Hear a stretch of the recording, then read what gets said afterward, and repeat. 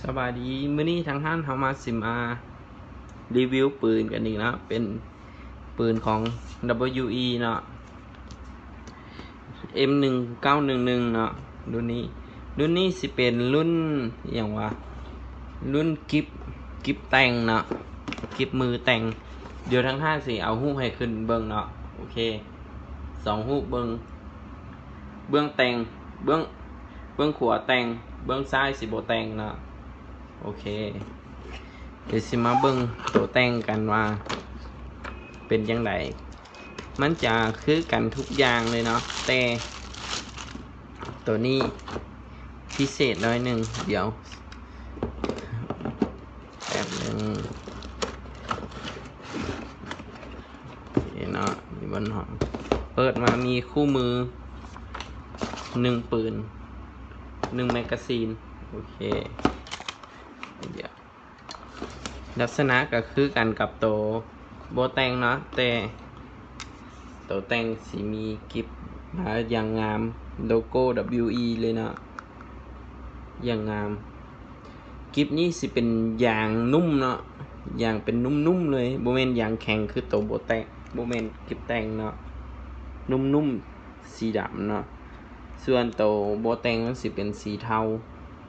สีตะหมูโอเคแล้วก็ตัวนี้โลโก้จะเป็นร่องลึกเนาะโบแมนสกรีนสีมาเนาะเป็นร่องเบื้องนี้คือกันเป็นร่องเจาะลงไปโอเคโบแมนสกรีนสีเห็นนะมันก็งามคือกันแต่ตัวนี้มันสีเท่ตัวบนจับนี่บนกิบมือนี่แมกกาซีนคือกันมาใส่แทนกันได้เนาะเดี๋ยวสีมาลองคมแหงกันเบิ่งว่าซ้ำกันบ่ถ้าซ้ำกันแปลว่ากาความแหงคือกันแต่งต่างแต่โตกิบมือเนาะแล้วก็ตัวนี้ถ้าเซฟง้างนกคอยเซฟได้เนาะโอเคง้างนกคอยเซฟได้เนาะ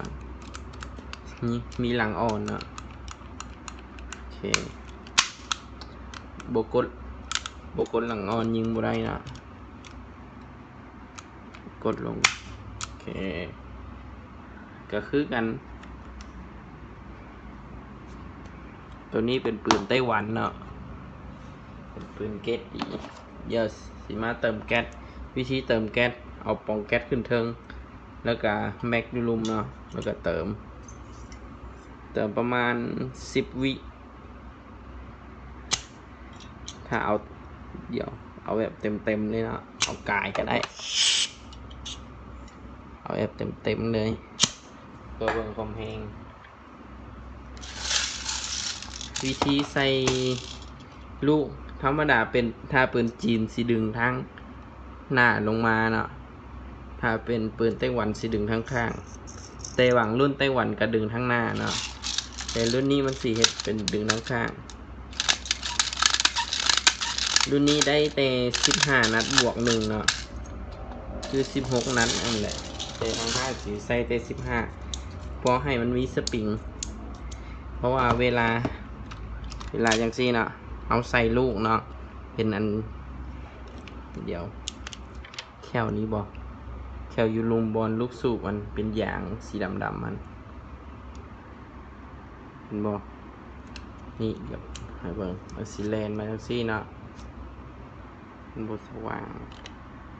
สีแลนมาจังซี่เวลาเขาใส่แม็กเนาะมันสีฟาดใส่โตยางยูลุมเนาะมันสีเฮ็ดให้ฮักเราต้องเฮ็ดให้มันมีสปริงน้อยหนึ่งให้ขึ้นลงน้อยหนึ่งถ้าเป็นสไลด์ข้างอย่างซี่โบเป็นอย่างถ้าเป็นแบบอย่างซี่เนาะเขาสิเห็นโอเคเนาะเห็นหรือโบเห็นเนาะโบเป็นอย่างนะ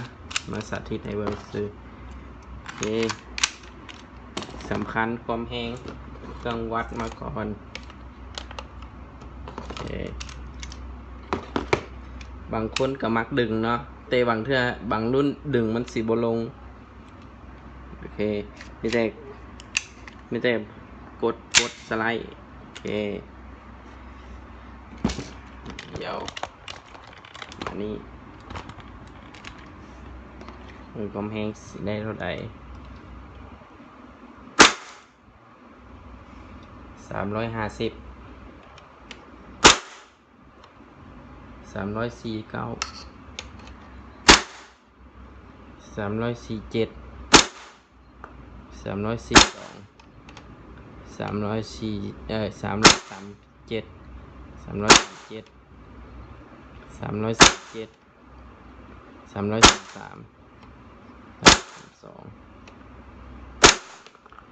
เบิ่งกันเอาเลยเนาะ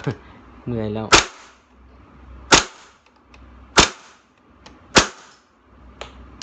พอดี15 นัดเนาะโอเคความแห้ง350เนาะถ้าแก๊สเต็มเนาะถ้าแก๊สน้อยกะ300 ซาวโอเคอันนี้ใครสนใจสามารถแคปหน้าจอได้แล้วก็ส่งมาเบอร์โทรทางห้าน Facebook หรือไลน์แอดมาได้เนาะขอขอบใจ